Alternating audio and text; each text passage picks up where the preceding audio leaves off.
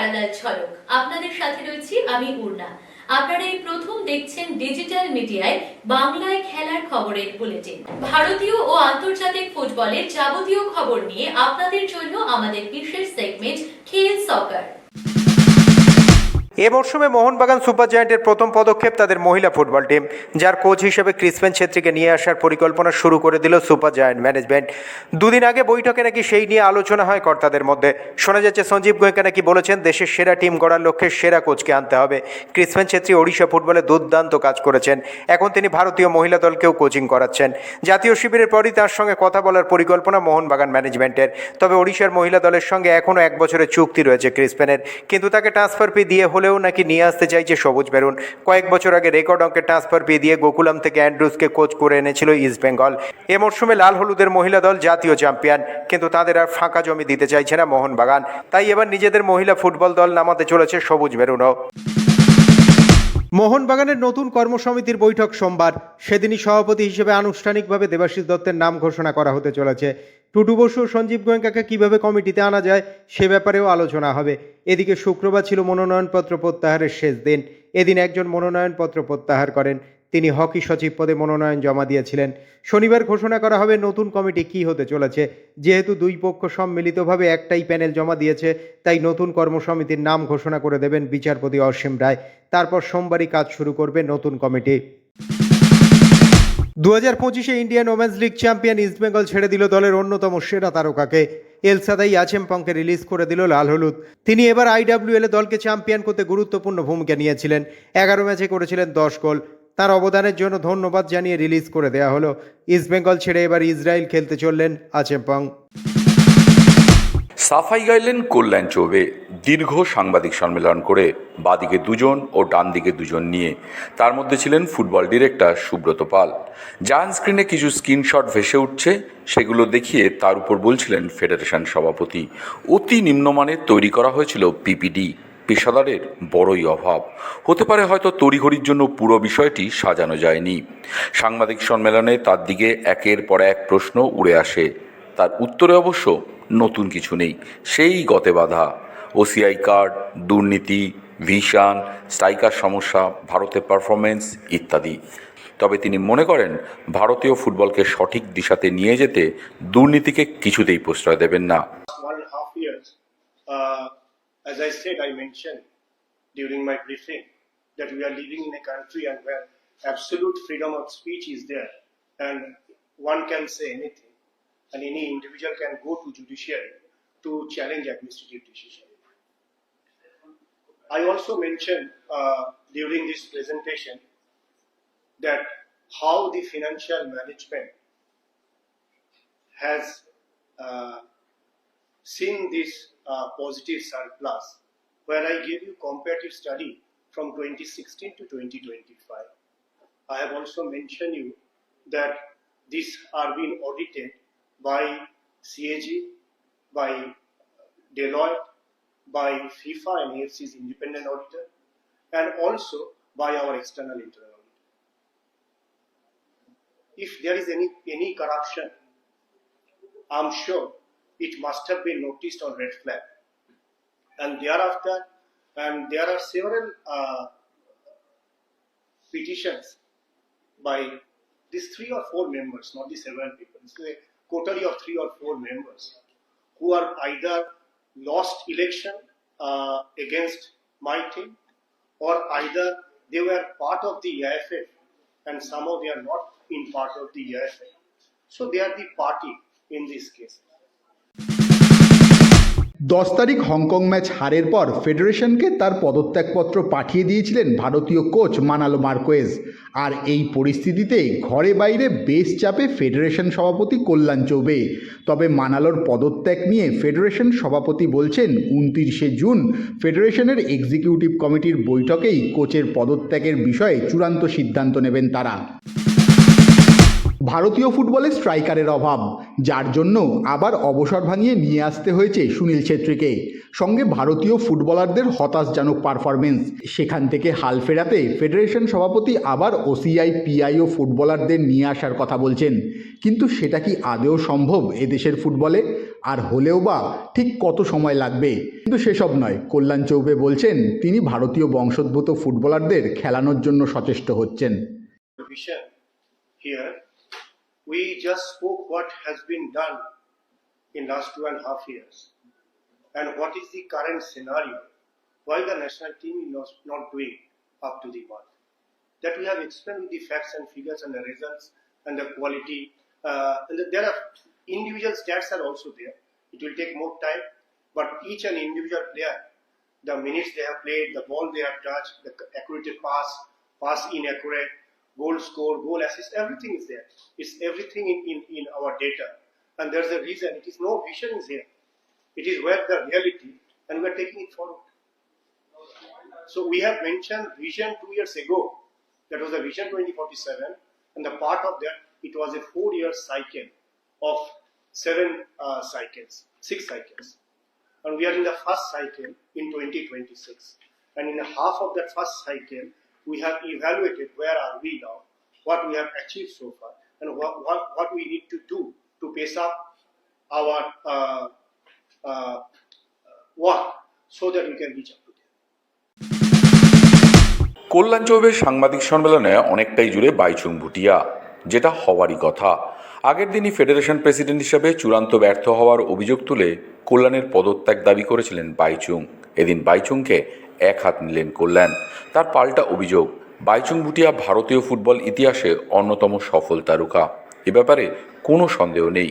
কিন্তু তারপর তিনি ভারতীয় ফুটবলের জন্য কি করেছেন প্রশ্ন তুললেন কল্যাণ। রীতিমতো কটাক্ষ করে ফেডারেশন সভাপতি বলেন, বাইচুং অনেক একাডেমির মাথায় বসে আছেন, কিন্তু সেই একাডেমিগুলো কি ফল করেছে? খেলা ছাড়ার পর বাইচুংয়ের অবদান কি? পাল্টা তীর কল্যাণের। There is the chair demands a dignity.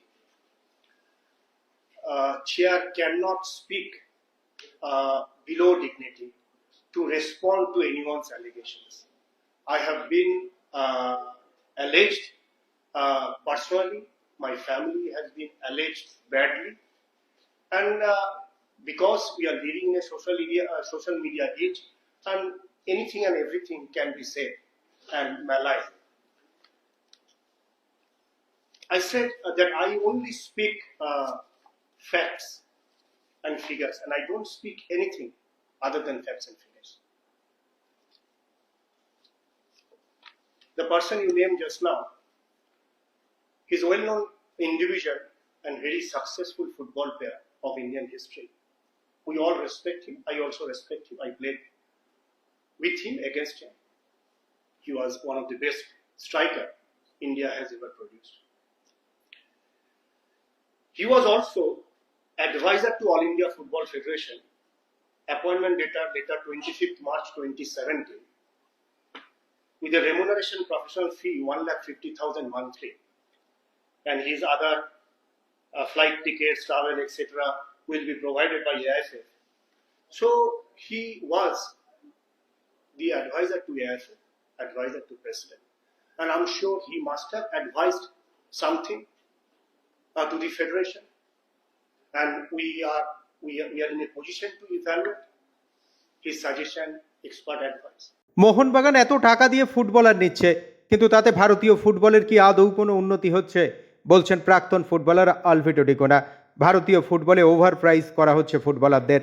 Alvito যখন একথা বলছেন, তখন রঞ্জিত বাজাজ বলছেন ওভার প্রাইস তো হবেই, কারণ এদেশের ফুটবলে যে ডিমান্ড অনুযায়ী সেভাবে সাপ্লাই নেই। আমার আর তোমার পয়সা তো যাচ্ছে না, পয়সা তো যাচ্ছে ক্লাবের, কিংবা এখানে শুধু লাভ শুধু একজনেরই, সেটা হচ্ছে এজেন্ট। একদিকে আমি খুশি, একটা টাইমে আমরা ভাবছিলাম, যখন আমরা খেলতাম তখন ভাবছিলাম কন্ট্রাক্ট যখন আছে আর কোনো ক্লাব যদি চায় ট্রান্সফার মানি দিয়ে আমাদেরকে পাঠানো হচ্ছে না কেন, কিংবা আমরা তো বেশি টাকা পেলে আমাদের জন্যই সুবিধা হতো। কারণ ফুটবল কিংবা sports is a short span. তুমি তো 60 বছর অব্দি খেলতে পারবে না, যেমন 60 বছর অব্দি তুমি অফিসে চাকরি করতে পারো। এটা তো একটা শর্ট স্প্যান, আপ টু 30-35 অব্দি খেলতে পারে। কিন্তু তার মানে এটা নয় কি এজেন্ট যাতা অ্যামাউন্ট বলবে কিংবা প্লেয়ারের জন্য যাতা ওরা করে লাফাবে। আজকে তুমি দেখো মোহনবাগান এত টাকা দিয়ে নিচ্ছে, কিন্তু ফুটবলের দিকে কি হয়েছে? What is the improvement of Indian football? আমি তো বলবো ওরা ওরা করবেই বা কেন, বেশি লোড নেবেই বা কেন? যা পয়সা ওরা পাচ্ছে 3 বছর 5 বছরের পয়সা, তাতে ওদের যদি ওই কিছু টাকা ওরা একটু সেভিংসে দিয়ে যদি কিংবা অন্য কোনো ব্যবসায় যদি লাগায়, তাহলে তো ওদের 4 বছরের পর ওরা তো ফুটবল নিয়ে কোনো চিন্তাই করার দরকার নেই। They can easily start being at home, sitting at home, আর ওরা ইন্টারেস্ট থেকে ওরা পয়সা পেয়ে যেতে পারে। ओवर प्राइस अगेन इनकी वजह से है ना, वही तो मैं बार बार बता रहा हूँ, इनकी वजह से ओवर प्राइस है, क्योंकि इन्होंने पहले पैसे नहीं खर्च किए ग्रास रूट्स पे, और इसीलिए अब एक अनवर अली है और एक जैक्सन है और एक थापा है। अगर ये पहले सारे लोग ग्रास रूट्स पे खड़ते तो हर एक की एकेडमी से एक एक अनवर निकलता, इसका मतलब 20-50-100 अनवर होते तो अपने आप रेट कम होते। रेट हाई होने की गलती किनकी है? इन्हीं की गलती है। সবাই সবসময় একটাই কথা বলে, গ্রাসরুট ডেভেলপমেন্ট। ইউথ ফুটবলে নজর দেওয়াটা সবচেয়ে গুরুত্বপূর্ণ। আইএসএল ক্লাবদের সঙ্গে যখন প্রথম চুক্তি হয় তখন ওই ক্রাইটেরিয়াটাই ছিল সবার আগে, কিন্তু সেটা হলো কই? রঞ্জিত বাজাজ বলছেন আইএসএল এর সুবাদে মোহনবাগান ইস্টবেঙ্গল তাদের একাডেমিগুলোই বন্ধ করে দিল। উল্টো দিকে এফসি গোয়ার সিও রবি পুষ্কর ন্যাশনাল ইউথ লিগে বয়স বাড়ানোর ঘোরতর অভিযোগ আনছেন ফেডারেশনের বিরুদ্ধে। पहले साल से फोकस कर रहे होते ग्रास रूट्स में, हम इंडिया ऑलरेडी क्वालिफाई कर जाता वर्ल्ड कप के लिए, गारंटीड। नो, हर एक टीम के पास अपनी जूनियर एकेडमी थी। मोहन बगान के 20% people starting the match were from their own academy, East Bengal के, बेंगलुरु एफसी के, मिनर्वा पंजाब के, सारी की खुद की एकेडमी थी जहां से प्लेयर में 20% टीम वहां से प्रोड्यूस होती थी। इनके आने से मोहन बगान ने भी एकेडमी बंद कर दी, ईस्ट बंगाल ने भी बंद कर दी, मोहम्मदन स्पोर्टिंग ने भी कर दी। पहले जब मैं खेलता था junior finals, semifinals, quarter finals, they used to be with all Mohun Bagan, East Bengal, Mohammedan Sporting juniors में।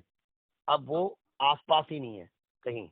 See, there is a big problem in Indian football, which is age fraud. This is something this I will highlight again once I get an opportunity. I'm just framing this thing, and I want to give some examples. Now, as part of the AIFF, this thing, youth leagues, I will play. FC Goa has put, I can tell you hand on my heart, we have done everything to try and build an efficient ecosystem for youth football, right? My reserve team plays 42 games a year in Goa. Right? They will play various ones. They will play in the Goa Pro League. They will go and play in, what do you call this? Youth League. RFBL, Youth League, AIFF, Elite League, everything. Wherever I'm given an opportunity to play, I have never said, I said, go, let them play, because these players need playing minutes. Yeah, play The more time. they play, the more ready they will be. Correct. Fantastic. Now, and the younger age group level, when they go and play these tournaments, I will come across one team. I will give you an example. Under 15, the national round finished 3 weeks ago in Jamshedpur. Right? My team went to play there at great expense, because it's not cheap. Nobody's giving this to us for free. Nobody's paying us money to travel. We're doing this. Travel like this will easily, the trip that we undertake will easily cost 15 lakhs. Easily, just come there. Right? The team will go there. They're lined up against an opponent. Then you realize half the people in the other team are as old as I am. Oh my goodness, yes. Yeah, the size of those boys, you don't even have to check their date of birth. You look at them only, you will realize that any common man who sees them will not say that this boy is 15 years old or lesser. It's rampant. I will tell you one example. FIFA has these academies that they've opened in Calcutta and Odisha, correct? There are players there who have failed the test themselves. And yet this is happening. So see, that is one.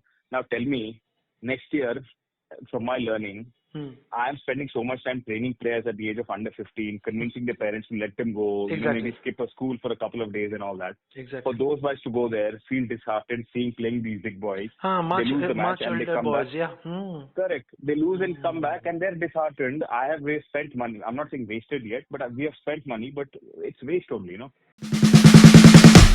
2011 সালে ভারতের FIFA ranking ছিল 144। তখন থেকে ভাবা হচ্ছিল জাপানের যে লিগের মতো কোনো লিগ করা গেলে তাহলেই জাপানের মতো আমাদের দেশের ফুটবলও বিশ্ব ফুটবলে প্রথম সারির দিকে উঠে আসবে। তারপর 2014 শুরু হলো আইএসএল, তখন আমাদের র্যাঙ্কিং 145, আর এখন 2025-এ এসে সে র্যাঙ্কিং যেতে বসেছে সেই দিকেই এখন ভারতীয় ফুটবল 133-এ। কেন আইএসএল এর মতো একটা ঝাঁ চকচকে লিগ হয়েও আমাদের দেশের ফুটবল পিছনের দিকে হাঁটছে? हमारे को ये मिला कि आईएसएल ने मेक श्योर किया कि हमारा एक ही था होली ग्रेल जिसको कहते हैं, होली ग्रेल जहां से हमारे सारे मेन प्लेयर थे इंडिया के निकले थे, उसका नाम था टाटा फुटबॉल एकेडमी।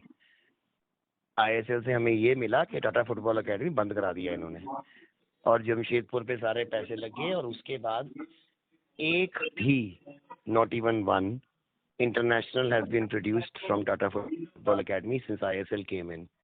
So ये कोइंसिडेंस है। इससे साफ पता लग गया, मुझे बाकियों की बात करने की जरूरत ही नहीं है कि इनका यूथ डेवलपमेंट पे, ग्रास रूट्स पे कितना फोकस है। इसका मतलब क्या है, जो बंदा ग्रास रूट्स पे फोकस नहीं करता, यूथ डेवलपमेंट पे फोकस नहीं करता, that means he doesn't care about the future of that place. That means you don't, अगर आप अपने हमारे एजुकेशन जो है बच्चों की सारी बंद कर दो, that means we adults don't care about the future of our country. If we don't care about our children, that means these people don't care about the future. They are only bothered about selfish materials, that is immediate success. इसीलिए सारे पैसे वो खर्च करता है कहाँ पे? Seniors पे। इसीलिए फिर कहते हैं रेट ज्यादा किसने की है? इन्होंने की है। किसी ने इनके सर्वे पे सॉल्व तो नहीं रखी थी ना कि इतने पैसे दो, खुद ही किया इन्होंने। And now they are crying about it that the rates are too much. Rates are too much because rates are too much because of their fault, that they didn't invest in grassroots. If they had invested in grassroots, there would have been 1,000 Apuyas, 1,000 Changtes, 1,000 Anwars, 1,000 Jacksons, and if there are 1,000 of them, then the rates would have been low. But क्योंकि इन्होंने उस time पे वहाँ invest नहीं किया, there is only one Anwar, one Apuya, one Changte, one Jackson, one Thapa, and that is why they are taking 3, 4 crores. Simple. So if there's one single entity, one single reason for the cause of Indian downfall of Indian football, it's the Indian Super League. And they're only focusing on Indian Super League. अगर Indian super league करते, साथ में focus करते juniors पे भी, आई league पे भी, second division पे भी, इंडियन विमेंस लीग पे भी, तो जो हमें इंडियन सुपर लीग में दिखता है प्रोफेशनलिज्म, वो प्रोफेशनलिज्म बाकी जगह आ जाता, तब फायदा होता। Putting professionalism only in the top where you people matter. आपको ये नहीं है कि हर साल जो प्लेयर आप लेते हो वो कहाँ से लेते हो? आई लीग से। आई लीग में क्या हो रहा है वो दिख रहा है आपको सबको। सो अगर आप सिर्फ वही करोगे मगर प्लेयर तो आपने यहीं से लेने हैं, then you are basically doing yourself a disservice. आप अपने पैर पे खुद कुल्हाड़ी मारते हो by only focusing there. Striker উঠছে না, এই কান্না কেঁদে লাভ কি? দেশের কোটি টাকার লিগে স্ট্রাইকারদের খেলার সুযোগ কই? বিদেশিদের ভিড়ে রিজার্ভ বেঞ্চে কাটাতে হচ্ছে তাদের। আর সেই কারণেই 40 বছরের সুনীলকে অবসর ভাঙিয়ে জাতীয় দলে ফিরিয়ে আনা হচ্ছে।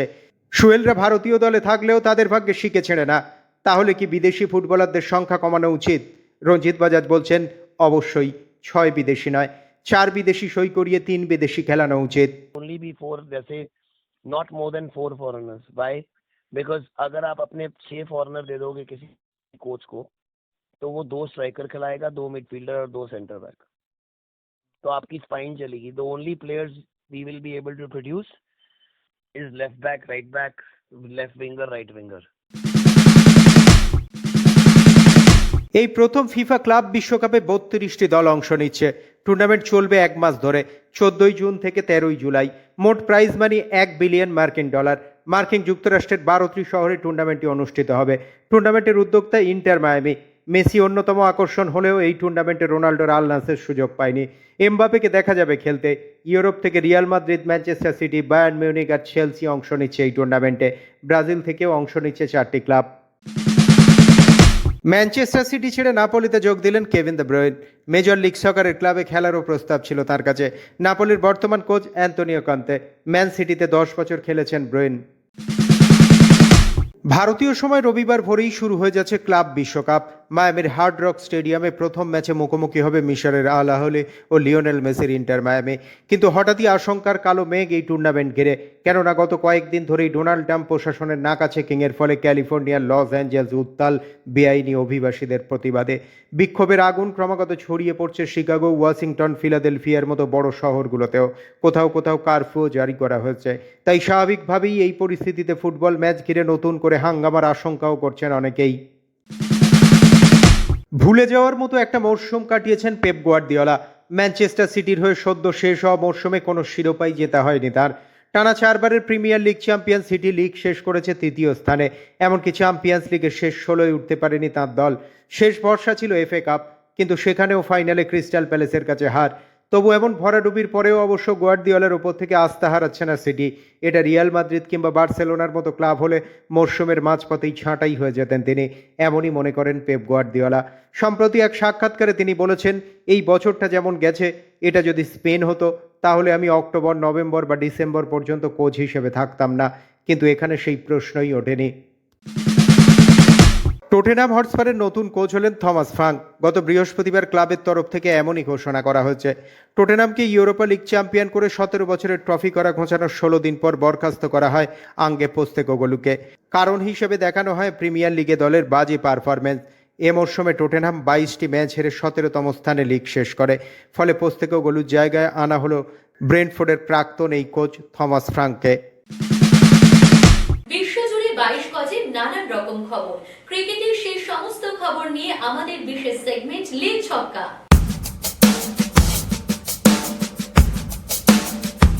ইংল্যান্ডের বিরুদ্ধে টেস্ট সিরিজ শুরু হওয়ার আগে বড় ধাক্কা ভারতীয় দলে। পারিবারিক কারণে দেশে ফিরে আসতে হলো হেড কোচ গৌতম গম্ভীরকে। গত বুধবার গৌতীর মা সীমা গম্ভীর হৃদরোগে আক্রান্ত হন। সে কারণেই দেশে ফিরেছেন ভারতীয় দলের হেড কোচ। 17 তারিখে তিনি ইংল্যান্ডে দলের সঙ্গে আবারও যোগ দেবেন। প্রথম টেস্ট শুরু হবে 20 জুন। ইংল্যান্ডের বিরুদ্ধে হাই ভোল্টেজ টেস্ট সিরিজের আগে স্টেজ রিহার্সালে নেমে পড়লেন টিম ইন্ডিয়া। শুক্রবার থেকে 7 দিনের ইন্টার স্কোয়াড ম্যাচ খেলছে গম্ভীর ব্রিগেড। একেবারে ক্লোজ ডোর ম্যাচ। এই ম্যাচের অনেকগুলো উদ্দেশ্য আছে।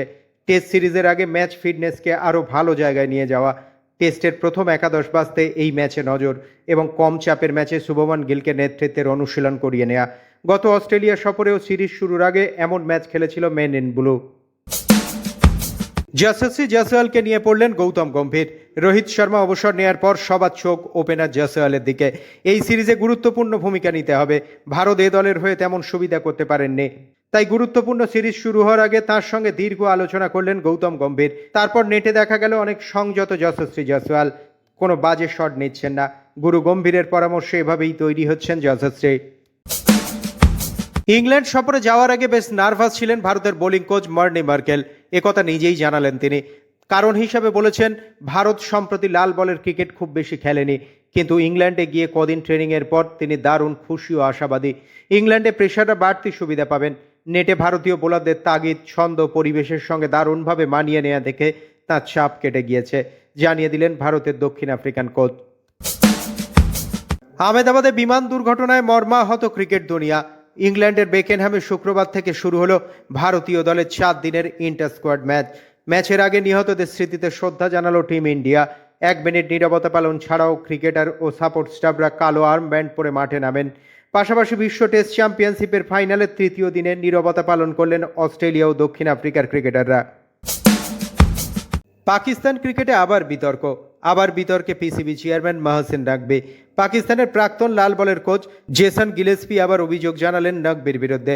তার অভিযোগ, ক্রিকেটারদের মধ্যে পারস্পরিক সম্পর্ক আরও ভালো করতে এবং বোঝাপড়া বাড়াতে তিনি ও সাদা বলের কোচ গ্যারি কাস্টেন কানেকশন ক্যাম্পের আয়োজন করেছিলেন, কিন্তু তা নিয়ে চেয়ারম্যানের কোনো আগ্রহ ছিল না। অস্ট্রেলিয়া থেকে তিনি ও দক্ষিণ আফ্রিকা থেকে কাস্টেন চলে এসেছিলেন, কিন্তু নাকভি একবারও আসেননি। একবার শুধু ভিডিও কলে ছিলেন। এই অভিযোগ আরও সমস্যা বাড়ালো নাকভির। বিশ্ব টেস্ট চ্যাম্পিয়নশিপ ফাইনালে নতুন নজির অজি অধিনায়ক প্যাট কামিন্সের। একটা দলের অধিনায়ক হয়ে কোনো আইসিসি টুর্নামেন্টের ফাইনালে 5 উইকেট পাওয়ার নজির এর আগে কারো নেই। কামিন্স 28 রানে 6 উইকেট নিয়েছেন। তার বোলিংয়ে বিধ্বস্ত দক্ষিণ আফ্রিকা। একই সঙ্গে বৃহস্পতিবার টেস্ট ক্রিকেটে 300 উইকেটের মাইল ফলকও ছুঁলেন কামিন্স। মার্কিন যুক্তরাষ্ট্রে টি-20 franchise cricket tournament. Major league ক্রিকেটে নিউজিল্যান্ডের ব্যাটসম্যান ফিন অ্যালেন ভাঙলেন ক্রিস গেলের রেকর্ড। 51 বলে 151 রান করলেন তিনি। 150 রানে পৌঁছেছেন 49 বলে, যা টি-20 ক্রিকেটে দ্রুততম। 5টা 4 এবং 19টা 6 মেরেছেন ফিন। 6 মাস আগে আইপিএলের নিলামে কিন্তু ফিনকে কেনার কেউ ছিল না। ফুটবল ক্রিকেটের বাইরেও খেলার দুনিয়ায় রয়েছে আরো নানা রকমের খবর, আর সেই সব খেলার খবর নিয়ে আমাদের বিশেষ সেগমেন্ট উইং প্লে।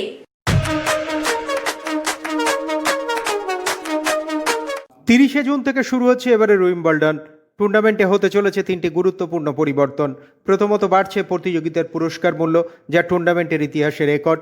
পুরস্কার মূল্য হচ্ছে 622 কোটি টাকা, গতবারের তুলনায় 7% বেশি। দ্বিতীয়ত, এবারের প্রতিযোগিতায় কোনো লাইন জাজ থাকবেন না, বদলে ইলেকট্রিক্যাল লাইন কলিং সিস্টেম থাকবে। অর্থাৎ প্রযুক্তি ঠিক করে দেবে যে বল লাইনের বাইরে পড়ছে না ভিতরে। আর খেলার সময় বদলে যাচ্ছে, খেলোয়াড়দের রাতেও খেলতে হবে। বৃহস্পতিবার অজলোয় ডায়মন্ড লিগে পোল ভোল্টে সোনা জিতলেন আর্মান্দো মন্টো ডুপ্লান্টিস। লাফালেন 6.15 মিটার। প্যারিস অলিম্পিক্সে শুধু সোনাই জেতেননি, গত বছর নিজের বিশ্ব রেকর্ড 3 2020 থেকে 40 বার ডায়মন্ড লিগে অংশ নিয়ে মাত্র 4 বার পদকহীন হয়ে ফিরেছেন এই পোল ভোল্টার। খেলার দুনিয়ায় শোনা যায় নানা রকমের মন্তব্য, আর সেই সব মন্তব্যের কোলাজ নিয়ে আমাদের বিশেষ সেগমেন্ট থ্রো ইন। আমি মনে করি শুভমান গিল একজন ভালো ক্যাপ্টেন হয়ে উঠবে, নেতৃত্বের দায়িত্ব নিয়ে ভালো ব্যাট করবে। কোহলি রোহিত না থাকায় বাড়তি সুবিধা পাবে ইংল্যান্ড। আমি মনে করি মার্কো জনসন 2 বছরের মধ্যে টেস্ট ক্রিকেটের অন্যতম সেরা অলরাউন্ডার হতে যাচ্ছে। আমি ওর সঙ্গে কাজ করতে ভালোবাসি, মনে করি দুর্দান্ত প্রতিভা, তরুণ বয়স। ক্লাব ওয়ার্ল্ড কাপ ফুটবলে নতুন যুগ শুরু হচ্ছে ক্লাব ফুটবলের নতুন যুগ। 1930-এ যখন প্রথম বিশ্বকাপ শুরু হয়েছিল, অনেকটা সেরকমই ব্যাপার। প্যারালাল ঝলক আজ এ পর্যন্তই। খেলার দুনিয়ার সেরা প্যাকেজ নিয়ে দেখতে থাকুন প্যারালাল ঝলক প্রতিদিন রাত 10টায়।